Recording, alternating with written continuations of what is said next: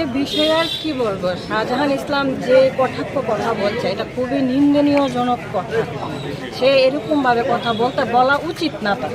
এটার জন্য আমরা সবাই তারে মানে খুব বাজেভাবে দেখতেছি যে হে কাজটা করছে, হে ভালো করছে না, বুঝলেন। আর মুখ্যমন্ত্রী তো আমরা নিজের মানুষ, কি কমু তাইনে অনেক অনেক ধন্যবাদ তাইনের কাছে যে তাইনে এখন তো আমরা এখনো ভালো আছি, আগামী তো যাতে ভালো থাকি, এতটুকু আমার বক্তব্য। আর দেখা গেছে তার পরিবারের বাবা আর বড় ভাইকে পুলিশ ঘরে নিয়ে গেছে।